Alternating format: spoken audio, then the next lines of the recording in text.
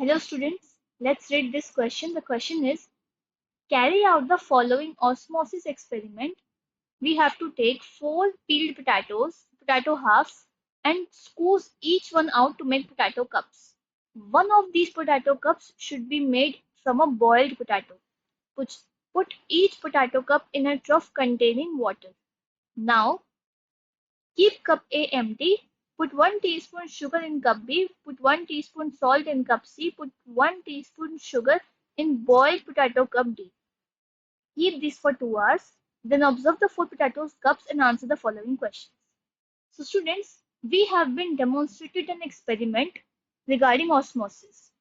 What we have to do that we have taken 4 peeled half potatoes and we have scooped the bulk out of it and made potato cups. What is happening that one of these potatoes is boiled, the rest 3 are not boiled. And now we are putting all of these potato cups in water, in the presence of water. If we see that we are keeping cup A empty, we are putting 1 teaspoon sugar in cup B, 1 teaspoon salt in cup C, and we are putting 1 teaspoon sugar in the boiled potato cup of D. After 2 hours, we observe some changes in the 4 potato cups. And we have to explain the first part, that why water gathers in the hollowed portions of B and C. Number second, why is potato A necessary for this experiment?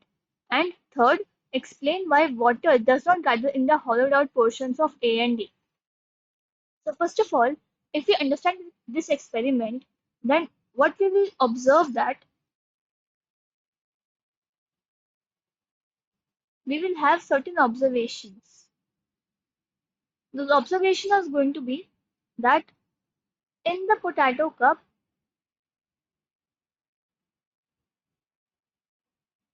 B and C, we will see water accumulation in the center where we made the potato scoop. We made the potato cup. We scooped them out and we made the potato cup. We will see water accumulation over there. Moreover, if we talk about potato cup A, so it will undergo no change. There will be no change in the potato cup A. It will remain as it is. Moreover, if we come to potato D, cup D will also undergo no change. And now let's answer the portions one by one. Let's answer the first part, that why water gathers in the hollowed portions of B and C. So potato cup B and C are experiencing water collection. Why does this happen? We know that if we are keeping the potato cup in the presence of water, then water flows naturally with the process of osmosis, which means the water flows from a region of higher concentration to a region of lower concentration. So what will happen, that outside the potato cup the water concentration is high, inside it the water concentration is low, and the cells are acting as a semi-permeable membrane. So we can say that water is moving from the outside towards the cup in the inside in the hollow center, and the membrane of the potato is basically the cells of the potato. They are acting as semi-permeable membrane for this osmosis to occur. So that is why we are seeing water accumulation in the hollowed portion of B and C. So we can write it down as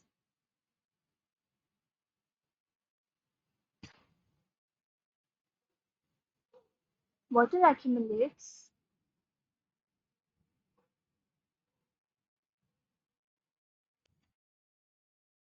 in the hollow portions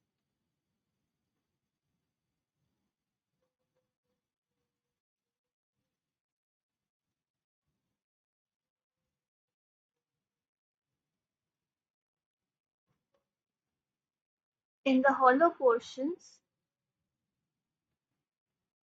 of B and C as a difference in the water concentration is observed, because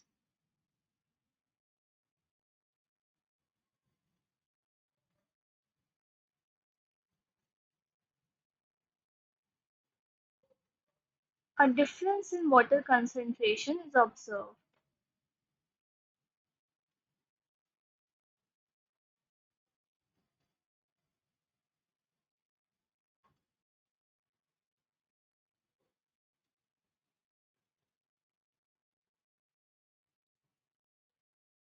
Therefore, by endoosmosis,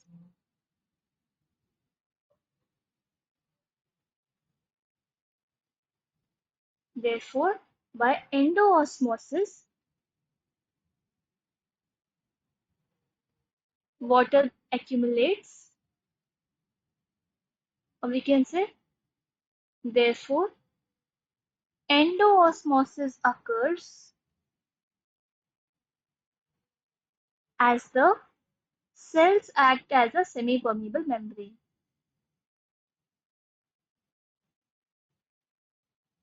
Because osmosis is only possible in the presence of a semi-permeable membrane.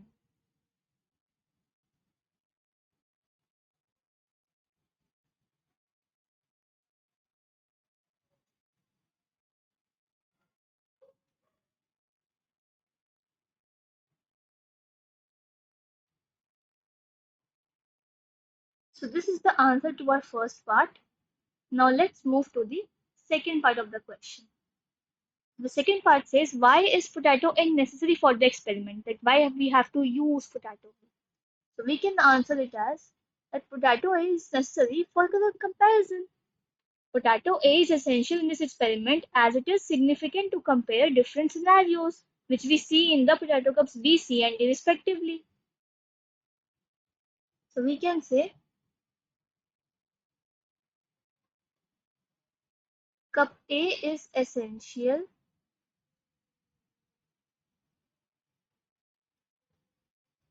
because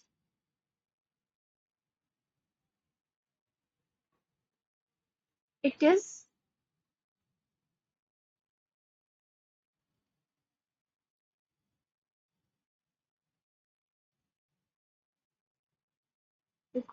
significant to compare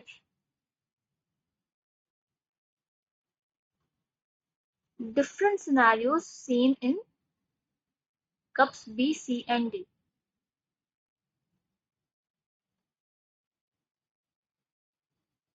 We need it for the comparison because we will refer the change with respect to what was the initial, and cup A is the initial.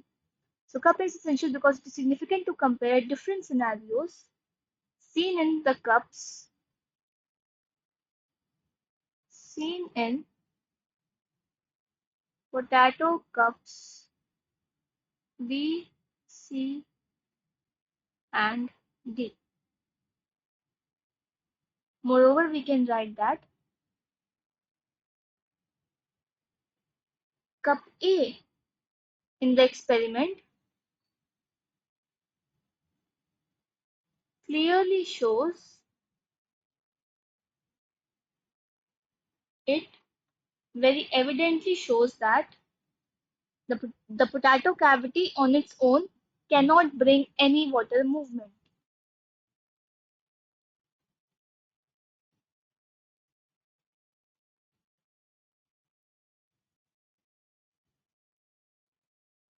which means that if we do not keep the potato cups in water's presence, or we can say in the presence of water thoroughly, then no process of osmosis can occur.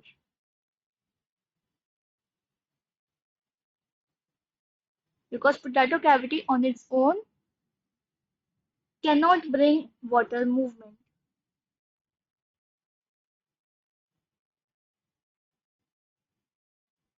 cannot bring about water move. Moreover, if we see the third option, the third question, which is explain why water does not gather in the hollowed out portions of A and D.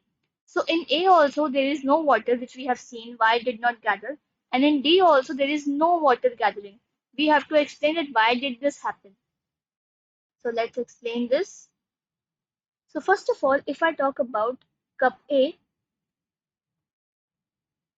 so cup A does not shows any change in the water flow concentration for osmosis to occur because there is no water, and osmosis require concentration to be higher than the other. So we can say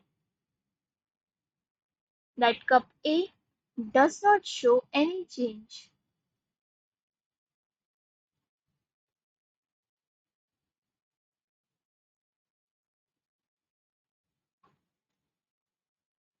in the water flow concentrations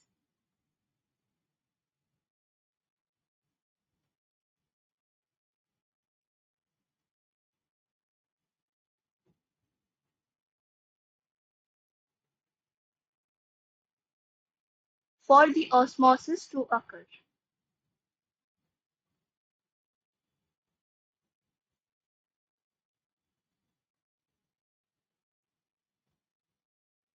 Because it requires, which means the osmosis requires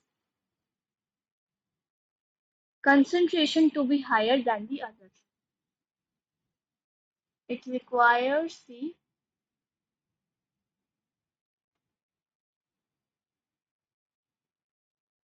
concentration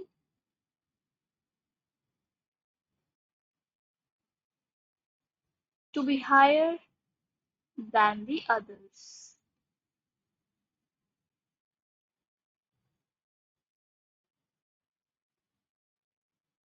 So that is the reason that why in cup A we are not able to see any water movement or water collection in the hollowed cavity. Now if I answer the second part, that why cup D is empty, why cup D is not having any water accumulation or water movement, that is because the cells in cup D are dead because we have boiled this potato. So cells have become dead. So cells in cup D are dead because we have boiled them and we have given a heat due to which the cell membrane has broken down and cells in the cup are dead. Thus, we know that cell was acting as a semi-permeable membrane. The cells were acting as a semi-permeable membrane. Therefore, if the cells in cup D are dead, therefore, there is no existence of a semi-permeable membrane for the water to flow. That's why osmosis will not occur. So we can write thus,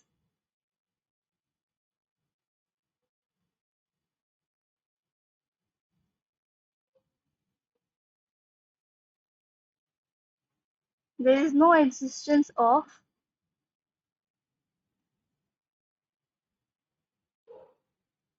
semi-permeable membrane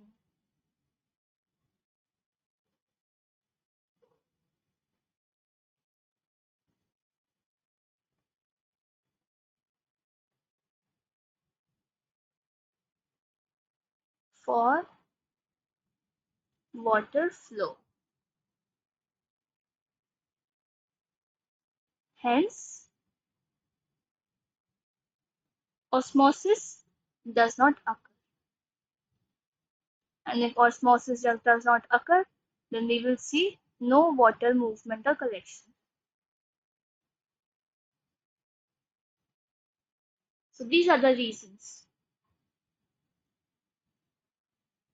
So we have clearly seen that why we are able to see the collection of water in the middle hollow cavity of cup B and C, but not in cup A and D, and we have justified the reasons as well. So I hope we are able to answer all the three questions of this, and you are able to understand each one of this. I hope you understood.